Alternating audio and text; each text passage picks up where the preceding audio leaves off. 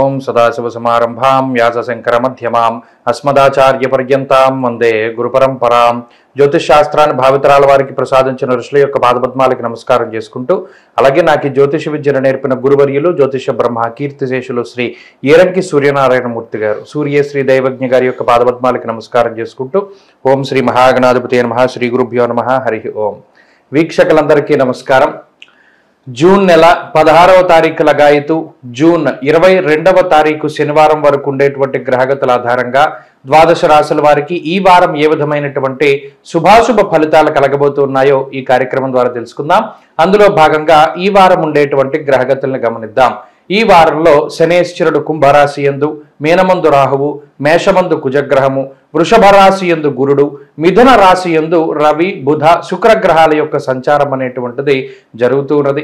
అలాగే చంద్రుడు కన్యా, తుల, వృశ్చిక రాశుల యందు సంచరించబోతూ ఉన్నారు. కేతు కన్యా రాశి యందు ఉన్నారు. ఇటువంటి పరిస్థితుల్లో ద్వాదశ రాశుల వారికి ఏ విధమైనటువంటి శుభాశుభ ఫలితాలు కలగబోతున్నా తెలుసుకుందాం. మిథున రాశి వారికి ఈ వారం సానుకూలమైనటువంటి గ్రహ సంపత్తి గోచరిస్తూ ఉన్నది.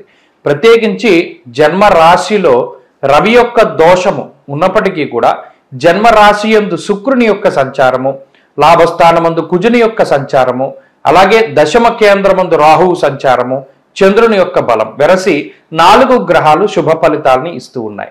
అయితే ఈ గ్రహ సంపత్తి ఈ రాశి వారికి ప్రత్యేకించి ఆరోగ్యపరంగా, వృత్తిపరంగా, అలాగే ఉద్యోగ వ్యాపారాల పరంగా, మరీ ముఖ్యంగా ఆర్థిక పరిస్థితులపై ఎక్కువ ప్రభావాన్ని ఈ వారం చూపెడుతూ ఉంటుంది.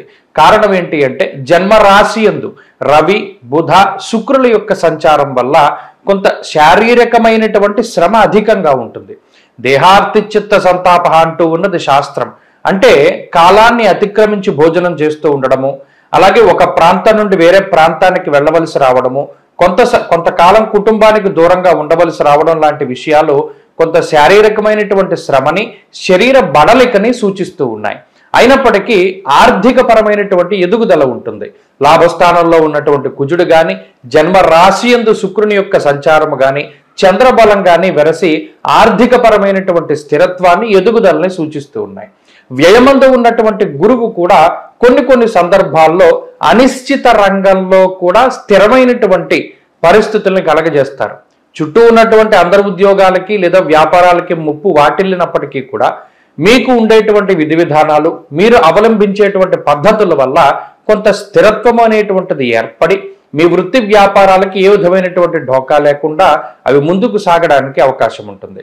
కాబట్టి ఆర్థిక పరిస్థితులు బాగున్నాయి. ఆరోగ్యపరంగా మాత్రమే కించిత్ ఈ వారంలో మిథున రాశి వారు శ్రద్ధ పెట్టాలి. అది కూడా శారీరక శ్రమ అధికంగా ఉంటుంది. ఇక కుటుంబ పరమైనటువంటి విషయాలు సామాన్యంగా గోచరిస్తూ ఉన్నాయి. ఉద్యోగ వ్యాపారాలు కూడా కొంత సానుకూలించేటువంటి పరిస్థితులు గోచరిస్తూ ఉన్నాయి. విద్యార్థులకి ఈ వారం గ్రహ సంపత్తి చాలా అనుకూలంగా ఉంటుంది. వారు అనుకునేటువంటి పద్ధతిలో ముందుకు సాగడానికి అవకాశాన్ని కల్పిస్తూ ఉంటుంది. ఇక స్త్రీలకు ప్రత్యేకించి ఈ గ్రహ సంపత్తి మానసిక ప్రశాంతతని కలిగిస్తుంది. అంతేకాక కుటుంబ సభ్యులతో ఉన్నటువంటి సఖ్యతని పెంపొందిస్తూ ఉద్యోగ వ్యాపారాలు చేసుకునేటువంటి స్త్రీలకి ఉండేటువంటి ఒత్తిడిని తగ్గిస్తూ ఉంటుంది.